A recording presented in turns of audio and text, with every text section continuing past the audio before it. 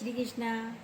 आज है भगवत गीता का अध्याय 10 का 30वां श्लोक। सुनिए, मैं दैत्य में प्रहलाद और गणना करने वालों का समय हूँ तथा पशुओं में मृगराज सिंह और पक्षियों में मैं गरुड़ हूँ।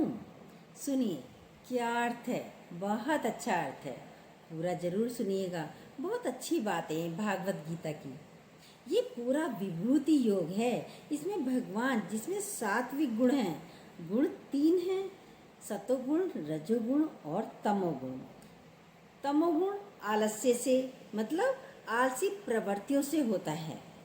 रजोगुण हलचल, रजोगुण हलचल वाला स्वभाव होता है। और सात्विक गुण जो है वो परमात्मा से जुड़े हुए हैं, शांति इत्यादि आदि बता रहे हैं। जिसमें सात्विक गुण है, भगवान कह रहे हैं उनमें मैं हूँ जिनमें सात्विक गुण हैं। जैसे प्रकाश तो चारों तरफ फैला हुआ है, सब में तो प्रकाश नहीं पड़ता, परछाई पड़ती है। सब में प्रकाश नहीं पड़ता, परछाई होती है। लेकिन वो ही प्रकाश पानी में पड़ता है तो उसका प्रतिबिंब बन जाता है। सूरज पानी में पड़ता है तो उसका प्रतिबिंब बन जाता है, सूरज की परछाई बन जाती है। शीशा साफ होता है तो उसमें भी तभी जाकर दिखाई देता है, उसमें भी प्रतिबिंब दिखाई देता है, परछाई दिखाई देती है। तो परमात्मा किस में दिखता है? साफ हृदय में परमात्मा दिखता है, स्वच्छ अंतःकरण में भगवान दिखता है। इसलिए बोला जो सात्विक है, जो स्वच्छ है, पवित्र है, उनके अंदर मैं हूँ, उनके अंदर परमात्मा दिखाई देता है। और दैत्यों में प्रहलाद, दैत्यों में प्रहलाद मैं हूँ। क्यों बोला है? दैत्यों को हम बहुत बुरा मानते हैं, दैत्य यानी राक्षस, दैत्यों को हम बुरा मानते हैं। दीदी के पुत्र थे प्रहलाद, दैत्य तो खराब माने जाते हैं, फिर प्रहलाद कैसे हो गए? फिर भगवान ने कैसे कह दिया दैत्यों में प्रहलाद मैं हूँ? ये आश्चर्य है ना। ये जरूरी नहीं है आप कौन से कुल में, कैसी परिस्थितियों में, कैसी हालत में रहते हैं। हम कहें हम बड़े अच्छे हैं, हम बड़े अच्छे कुल के हैं, जरूरी नहीं है। ब्राह्मण कुल वालों में भी खराब व्यक्ति पैदा हो सकते हैं। प्रहलाद के भीतर भक्ति थी, और जब भक्ति होती है तो जैसा भाव होता है तो जीवन में हमारे सम्मुख वो आ ही जाता है। प्रहलाद के भीतर भक्ति थी तो नारद उनके समक्ष आ गए। नारद तो भगवान के साथ ही जुड़े थे, तो उन्होंने सारा समय क्या किया? उनके भीतर भक्ति को और प्रगाढ़ किया। प्रहलाद नारद की शिक्षा में रहे, प्रहलाद नारद के अंडर में रहे, नारद की शिक्षा में रहे, नारद की शिक्षा को ग्रहण करते रहे। उससे फिर हुआ क्या? उस भक्ति से उनका अंतःकरण स्वच्छ होता गया, पवित्र होता गया। भक्ति से ही पवित्रता आती है और शिक्षा ग्रहण करने की सामर्थ्य होती है, और प्लस शिक्षा प्राप्त करने का मन भी होता है। परमात्मा की तरफ सबका मन नहीं जाता। भक्त निरीच्छा होता है, कामनाएं नहीं होती। जो भक्त होता है वह निरीच्छा होता है, उसके अंदर कोई कामनाएं नहीं होती, कोई विकार नहीं होता, तो अंतःकरण पवित्र हो जाता है। इसलिए कह रहे हैं दैत्य कुल में होते हुए भी दैत्य में प्रहलाद मैं हूँ। जिसमें सात्विकता है वो मैं हूँ, जिसमें सात्विकता है, सतोगुण है, वो मैं हूँ। जहाँ आप में भी सात्विकता आई, आप भी परमात्मिक स्वरूप हो जाओगे। नारद के साथ रहते रहते उनमें सात्विक गुण आ गए, प्रहलाद में। ऐसे ही गुरु की संग हम रहते रहते हमारे अंदर भी भक्ति उपजती है। हमारा अंतःकरण स्वच्छ निर्मल होता जाता है। फिर बोला, वो मैं हूँ। आप भी अपने अंदर सात्विकता को प्रकट कीजिए। प्रहलाद ने नारद के सहयोग से प्रकट किया। हमारे जीवन में भी गुरु है। प्रहलाद ने तो नारद के साथ रहकर प्रकट किया, लेकिन हमारे जीवन में तो गुरु हैं, हम भी प्रकट कर सकते हैं। और प्रहलाद का अर्थ होता है आह्लाद। आह्लाद मतलब आनंद। आह्लाद का मतलब होता है आनंद, जो हर समय प्रसन्नचित रहे, आनंदित रहे। और भगवान का स्वरूप भी क्या है? सच्चित आनंद स्वरूप। जब आपका चित्त सत्य में टिक गया तो आप आनंद स्वरूप हो गए। तो जब आपका चित्त सत्य में स्थिर हो गया, आपको संसार माया आकर्षित नहीं करेगी। जब आपका चित्त सत्य में स्थिर हो जाएगा तो ये संसार, ये माया, ये दुनिया आपको आकर्षित नहीं करेगी। प्रहलाद के ऊपर कितने कष्ट आए। प्रहलाद की कहानियाँ सभी ने पढ़ी हैं। गर्म खंबे से लगाया, आग में जलाया, पहाड़ से फेंका, सांपों की कोठरी में डाल दिया। कोई और होता तो भाग जाता वहाँ से, लेकिन नहीं, पता है, विश्वास है भगवान पर।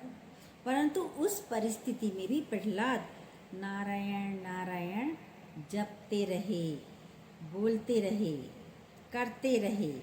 जाप चलता रहा बराबर, निरंतर।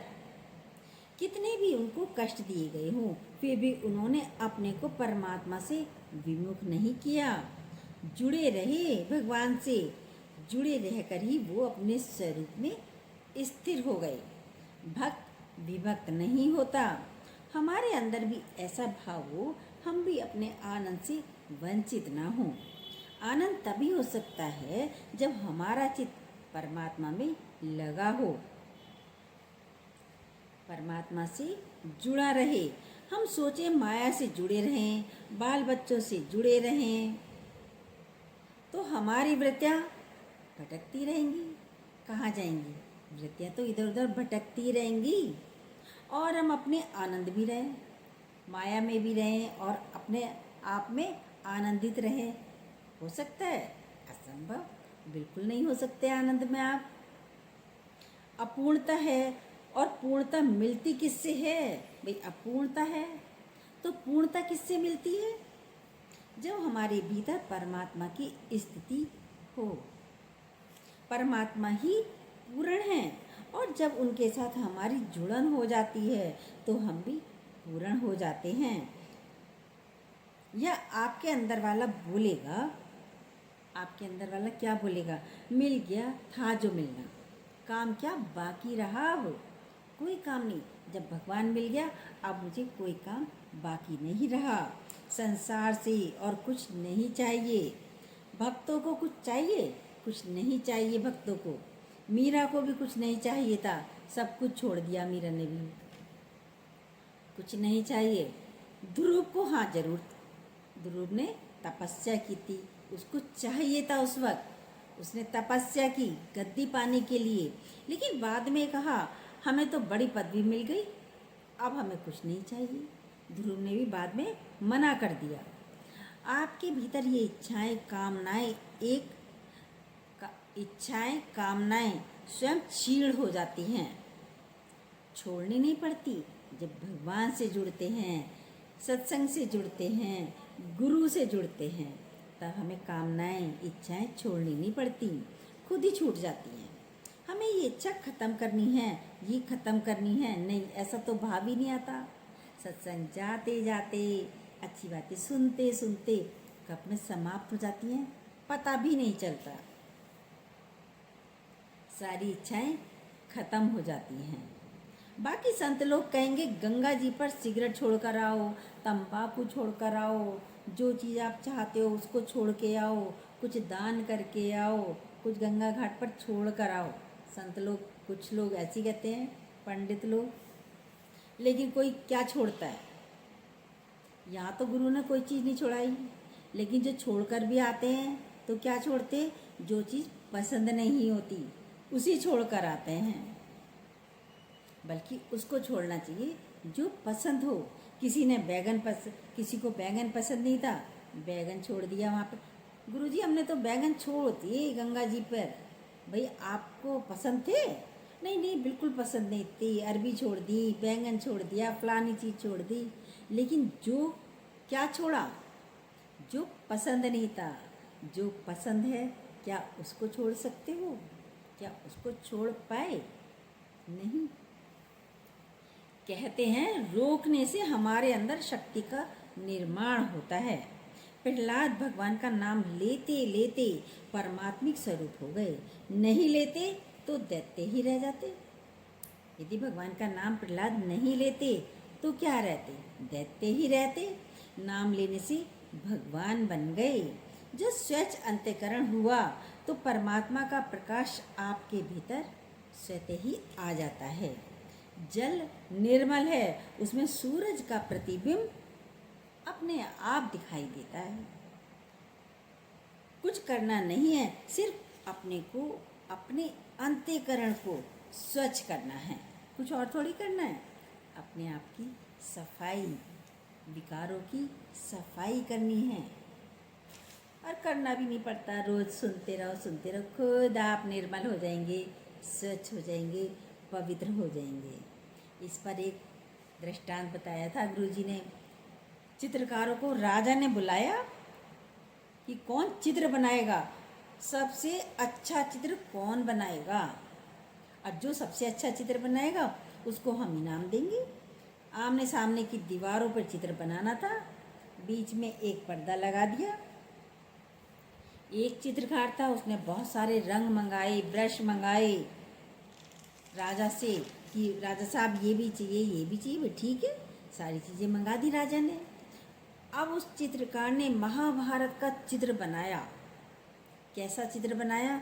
ऐसा लग रहा था जैसे सजीव है, घोड़े सजीव हैं, हाथी सजीव है, महाभारत का युद्ध। ऐसा लग रहा था हम युद्ध भूमि में खड़े हैं। योद्धा बिल्कुल सजीव लग रहे थे। सारे योद्धाओं की शक्ल बनाई जो बिल्कुल सजीव, रियल लग रही थी। बहुत ही खूबसूरत। युद्ध के मैदान में सारे योद्धा बनाए गए। वो सारा दिन मेहनत करता रहता था। दोनों के बीच में सिर्फ क्या था? एक पर्दा। इधर की दीवार एक को दी, उधर की दीवार एक को दी। दूसरे वाले चित्रकार ने ना रंग मंगाए, ना ब्रश मंगाया, पर लगा वो भी रहता था। सारा दिन वो दीवार की सफाई करता था। लगा रहता था लेकिन सफाई करता था दीवार की। जब निर्णय का दिन आया तो उसको देखने के लिए राजा और सारे कर्मचारी सभा के पहुंचे। भी देखें क्या बनाया है चित्रकार ने। तो देखा तो सबकी आंखें चकाचौंध हो गईं। सबके सब बोले बहुत खूबसूरत है, बहुत ही खूबसूरत है। वास्तव में उसने बहुत अच्छा चित्र बनाया था महाभारत का, जो सजीव लग रहा था। सबके सब बोले राजा साहब इसे ही दे दीजिए इनाम, इससे अच्छा तो वो बना ही नहीं सकता, इससे अच्छा तो कोई और भी नहीं बना सकता, इससे ज़्यादा अच्छा कोई नहीं बना सकता। और उसने तो ना रंग मंगाए, ना ब्रश मंगाए, पता नहीं क्या करता था सारे दिन। राजा ने कहा अरे दूसरे को भी देखते हैं कि उसने क्या किया, आखिर कुछ तो उसने भी किया ही होगा। और लोग बोले अरे उसने तो ना रंग मंगाए, ना ब्रश मंगाए, उसका क्या बना होगा। पर्दा हटा बीच में से। जब पर्दा हटाया राजा ने, तब देखा क्या हुआ। जो पहले वाले ने चित्र बनाया था, पूरा का पूरा अक्ष उसकी दीवार पर पहुंच गया। उसने सिर्फ दीवार को साफ किया था तो पूरा दर्पण बन गई दीवार।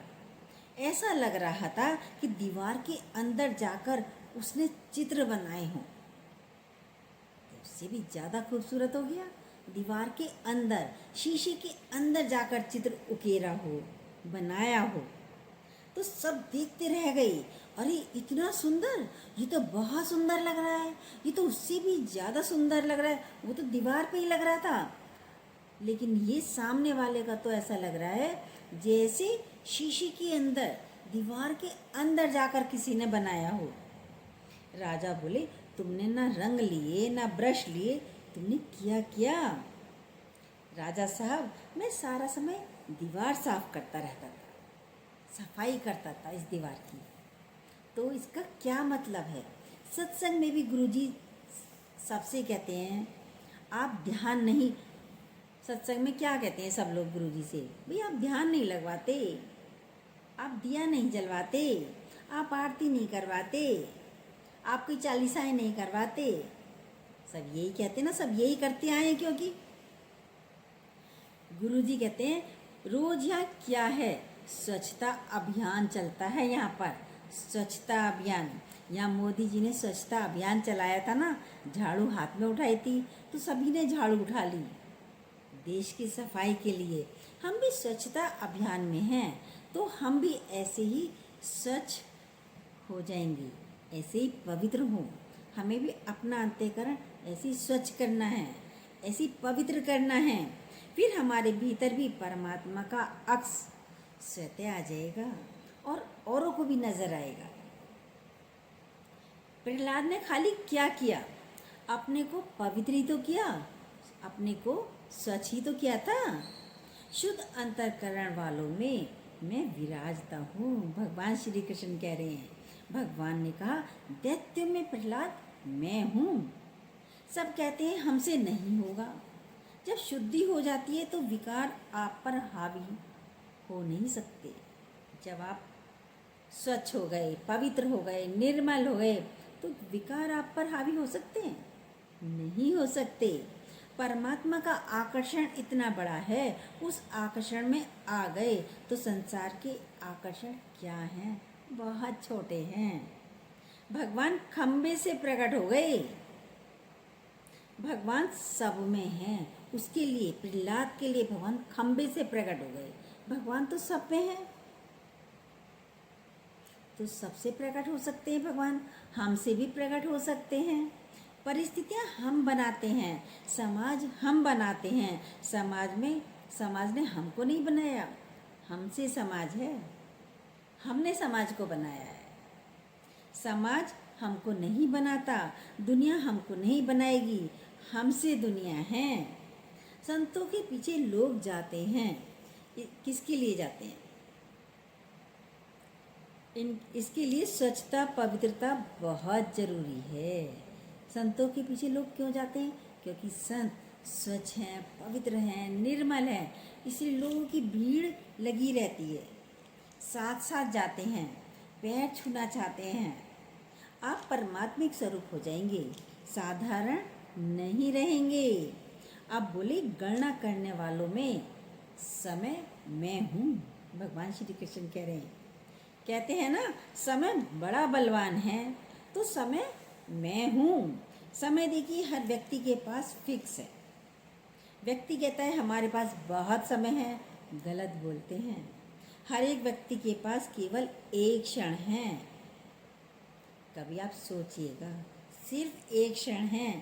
अब ये क्षण गया, उसके बाद ये क्षण आपके पास आएगा? जो क्षण चला गया वो क्षण वापस आएगा? नहीं। अब नया क्षण आएगा, दूसरा क्षण आएगा, क्षण गया फिर दूसरा आया। एक ही क्षण है। हम सोचते हैं हमारे पास बहुत सारा समय है, नहीं। इसलिए जीवन को क्षणिक बोला जाता है। इसलिए साप्ताहिक, मासिक, वार्षिक जीवन नहीं बोला जाता, क्षणिक जीवन बोला जाता है। कि क्षण भंगुर है, क्षणिक जीवन है, सेकंड भर में पता ही नहीं चलता कब चला गया। बातें करते करते शरीर शांत हो गया। कहते ना, अभी अभी तो बैठा था, अभी अभी तो मेरे से बातें की थी, तो क्षणिक जीवन हुआ। इसलिए बोला, काल मैं हूँ। ये काल है, समय है। ये काल क्या है? समय है। एक क्षण के अलावा आपके पास नहीं है। इसलिए भजन गाते हैं, कुछ गिनती की श्वासें हैं, बस उतना ही समय है आपके पास। हमारे पास, सभी के पास गिनती की श्वासें हैं। ना एक ज़्यादा भगवान देगा, ना एक कम करेगा, कुछ नहीं करेगा। ज़्यादा भी नहीं हो सकती और उसे कम भी नहीं कर सकता भगवान। हम करना चाहें कि हम मर जाएं जल्दी, हम सोचें कि नहीं क्या करना है, जल्दी मर जाते हैं, क्या करना है जीकर, वो भी आप नहीं कर पाएंगे। कोई फांसी लगाता है, कोई रेल की पटरी पर जाता है, जिसे मरना है वो मर जाता है, जिसे बचना है उसे पकड़ के भी हटा देते हैं लोग बाग। फांसी भी लगाता तो पंखा टूट जाता है, वो फिर बच जाता है, हाथ पाँव पे चोट लगती है। जिसे बचना है वो बचता है। इसलिए हर एक की श्वासें गिनती की हैं। जितना जीवन है, जितना समय है, उतना ही जियोगे। कहते हैं बुद्ध भगवान को जब बोध हुआ तो सब कहने लगे अब क्यों जीना है, जब बोध हो गया अब क्या करना है जी कर। तो सबने बोला अब क्यों जी रहे हैं आप। कहते हैं बोध होने के बाद 40 वर्ष बुद्ध जिए, बुद्ध भगवान 40 वर्ष जिए। सबने कहा जिस काम के लिए आप आए आपने पूरा कर दिया, बोध हो गया। बोध के लिए तो मनुष्य आता है। आपको ना धन चाहिए, ना पदार्थ चाहिए, ना कुछ और चाहिए, फिर क्यों जी रहे हैं। तो बुद्ध भगवान ने कहा पिछले जन्म में मैं जो उम्र लेकर आया, पिछले जन्म से मैं जो उम्र लेकर आया हूँ, मेरी जितनी आयु लिखी है अब वो मैं पूरी करूँगा। काल है, एक के बाद एक क्रम आता है, वो मैं पूरी करूँगा। उन्होंने तो भी काल है, एक के बाद एक क्रम आता है। समय का भी क्रम चलता रहता है, उससे ज़्यादा नहीं हो सकता। ना तो आपको ज़्यादा समय मिलेगा, ना आपको कम समय मिलेगा। सब कहते हैं ये जल्दी चला गया, सब यही तो कहते हैं छोटी एज का चला जाए तो कहते हैं बहुत जल्दी चला गया, अभी उठा लिया भगवान ने। कोरोना काल में क्या हुआ, यंग डेथ बहुत हुई थी, यंग गए थे, कोरोना काल में चले गए। सब बड़े कहते रहे अरे उम्र तो मेरी थी जाने की, लेकिन नहीं जा पाए, यंग ही गए। जिसको जाना है वही जाएगा। आपकी उम्र है तो आप जिएंगे, उम्र नहीं है तो आप नहीं जिएंगे। और जिसको जाना है जाएगा वही। बोला वो समय मैं हूँ, भगवान कहते हैं समय को आप बदल नहीं सकते, ना ही पिछला समय आप ला सकते हैं, ना ही आगे वाले समय को पकड़ सकते हैं। कोई पकड़ सकता है नहीं, समय अनुसार चलना ही पड़ेगा। पशुओं में, अब बोला पशुओं में मृगराज सिंह मैं हूँ। पशुओं में भी शेर को जंगल का राजा कहते हैं। पशु मतलब पाश, जो बंधा होता है। पर क्यों बंधा है, ये अपनी तरफ से कुछ नहीं कर सकता। अब जिन्होंने जो जो किया है वो उनको भोगना पड़ता है। पशुओं को कहते हैं भोग योनि। जो जो कर्म करके आए हैं वो इनको भोगने ही पड़ेंगे। एक मनुष्य में ही सामर्थ्य है जो अच्छे कर्म करके अपने कर्मों को चेंज कर सकता है। बंधा हुआ नहीं है मनुष्य। लेकिन यदि हम पशुवत जीवन जी रहे हैं, अपने को बंधा हुआ समझ रहे हैं, तो पशुवत जीवन ही तो है। पशु तो मत बनिए, आपको किसने बांध थोड़ी रखा है। पशु मत बनिए, अपने को इच्छाओं से, मोहों से, आसक्तियों से मत बांधिए। गुरुजी कहते हैं संबंधों में बंधे हुए हैं आप, रिश्तों से बंधे हैं, व्यवहार से बंधे हैं, परिस्थितियों से भी बंधे हैं। यदि आप बंधे हैं तो बताइए आप क्या हैं। ये पशुवत जीवन ही है। अपने को बचाइए।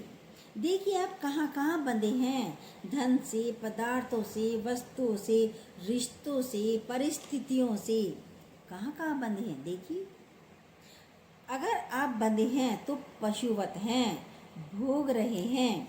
भोगना अच्छा नहीं लगता किसी को भी। उसमें भी क्या बोल रहे हैं भगवान, मैं मृगराज सिंह हूँ।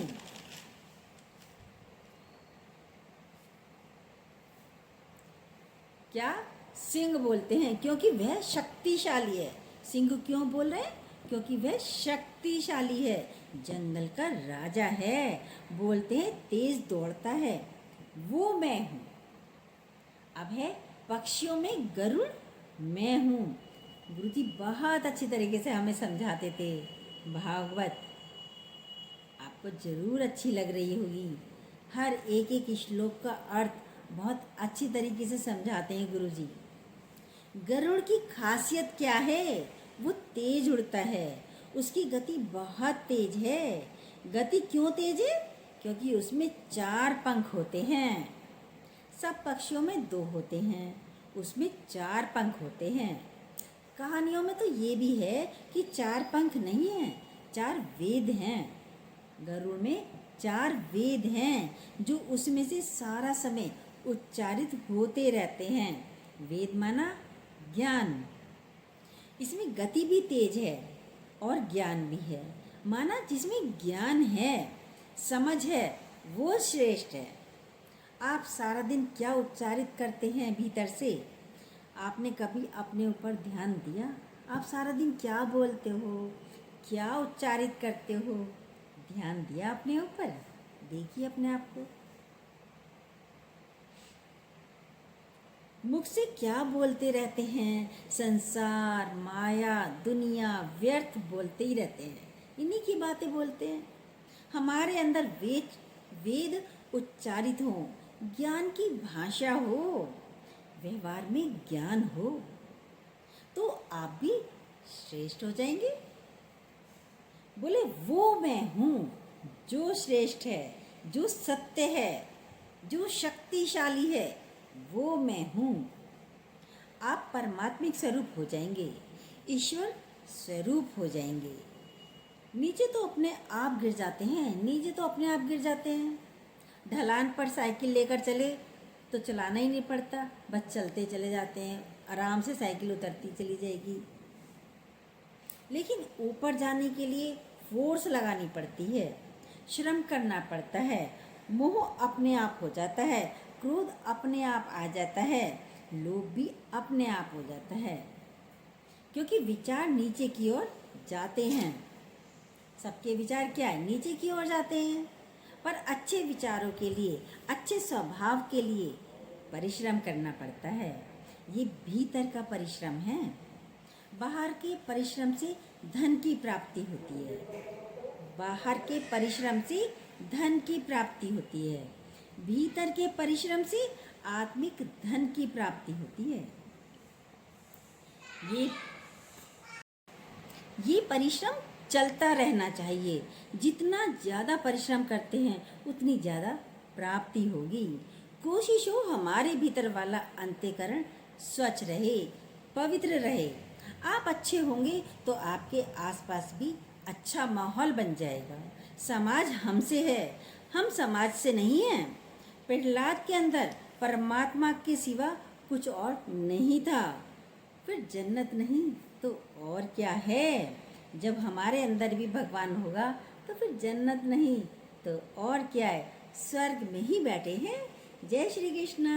यदि ये बातें आपको अच्छी लगी हो तो प्लीज़ जो न्यू हो सब्सक्राइब कीजिएगा, बेल को दोबारा प्रेस कीजिएगा। जय श्री कृष्णा। लाइक और कमेंट भी ज़रूर कीजिए।